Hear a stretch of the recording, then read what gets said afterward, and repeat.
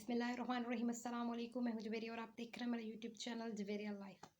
आज के ब्लॉग में हम सबसे पहले बात करेंगे कि इमरान खान साहब की जो तहरीक चल रही थी उसमें सुहेल अफरीदी साहब ने बहुत एग्रेसिव किस्म की प्रेस कॉन्फ्रेंस की है और उन्होंने 9 अप्रैल को जलसे का ऐलान कर दिया है और उन्होंने कहा है कि रावलपिंडी लियाकत बाग में हम जलसा करेंगे 9 अप्रैल को।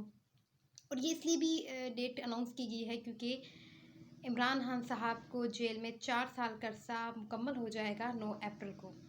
तो फ़र्स्ट टाइम मैंने देखा है सुहेल अफरीदी साहब को, पिछले 4 सालों से मैं जानती हूँ, लेकिन वो इतने एग्रेसिव नहीं होते हैं। वो मोस्टली बहुत सॉफ्ट बात करते हैं, लेकिन आज उन्होंने बहुत एग्रेसिवली प्रेस कॉन्फ्रेंस की है और लग ये रहा था कि उनकी सब्र का पैमाना लबरेज हो चुका है और वो जितनी भी मुफाहमत की कोशिश करते हैं या जितने भी वो चाहते हैं कि मुफाहमत हो, उसके उलट जा रहा है।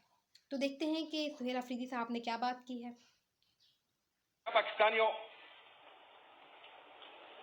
हमने फैसला किया है कि जब तमाम आईनी और कानूनी रास्ते हमने आजमाए और कुछ भी नहीं हो रहा, तो वाहिद रास्ता हमारे पास जो है फिर एहतजाज का ही बनता है।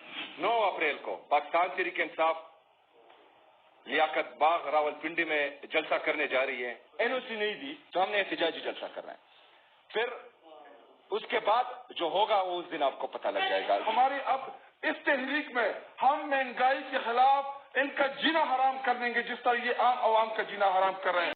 इसके अलावा जब उनसे अचकज़ई साहब का पूछा गया कि अचकज़ई साहब मोस्टली वो एहतजाज वगैरह सारा कुछ अनाउंस वगैरह करते हैं और वो उसको प्लान करते हैं, तो उन्होंने कहा कि हम अचकज़ई साहब से बात कर लेंगे। इट्स मीन कि अब तक उन्होंने अचकज़ई साहब से बात नहीं की है। तो समझ तो ये आ रहा है कि अचकज़ई साहब थोड़ा सा IP हो चुके हैं, लेकिन सियासत में तो कुछ भी पॉसिबल हो सकता है। तो इसीलिए वरना अचकज़ई साहब हर मीटिंग में या हर प्रेस कॉन्फ्रेंस में उनके साथ होते हैं, लेकिन अब अचकज़ई साहब देखा ये गया है कि थोड़ा फासले पर है। समझ नहीं आ रहा कि अचकज़ई साहब क्यों इतना फासले पर हैं। और जब ये एहतजाज उन्होंने किया था KPK हाउस में और पार्लियामेंट हाउस में, तब अचकज़ई साहब को हमने देखा था, मुख्तलिफ वीडियोस सामने आई थी, मुख्तलिफ क्लिप्स उनके सामने आए थे, तो उनमें वो बहुत ज़्यादा लग रहा था कि PTI के साथ हैं। लेकिन अब अचकज़ई साहब का और PTI के दरमियान में फासला देखा गया। इसकी क्या वजूहात हैं ये तो वक्त आने पर ही पता चलेंगी, या जब अचकज़ई साहब प्रेस कॉन्फ्रेंस करेंगे तो उनमें सहाफ़ी पूछेंगे तो वो मे बी उनको अच्छे तरीके से एक्सप्लेन कर सकें कि क्या वजूहात हैं जिसकी वजह से अचकज़ई साहब दूर हैं PTI से।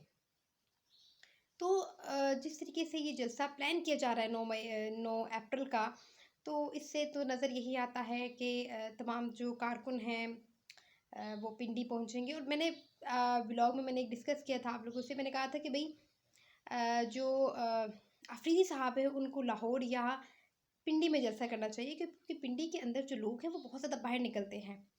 और सेकंड जो सिटी है लाहौर, वहाँ से भी PTI के सपोर्टर बहुत ज़्यादा बाहर निकलते हैं। तो मुझे ऐसे लग रहा है कि पिंडी के अंदर लोग बाहर निकलेंगे।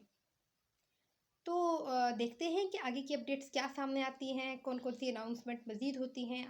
इस तमाम सिनेरियो में जो सबसे बड़ा चैलेंज होगा सुहेल अफरीदी साहब को कि क्या वो अपने जो कारकुन हैं और क्या जो उनके MNA MPs हैं उनको इकट्ठा कर सकेंगे इस जलसे में, या जो जिस तरह से पहले हम देख रहे थे कि जो टॉप लीडरशिप होती थी वो गायब होती थी और चंद एक जो रहनुमा होते थे वो मौजूद होते थे वहाँ पे स्टेज पे, और इसके अलावा कोई भी जो अहम तरीन शख्सियत है वो स्टेज पे मौजूद नहीं होती थी। तो सबसे बड़ा चैलेंज है सुहेल अफरीदी साहब के लिए। और एक और चैलेंज ये है कि क्या वो लोगों को घरों से बाहर निकाल सकते हैं 9 अप्रैल को।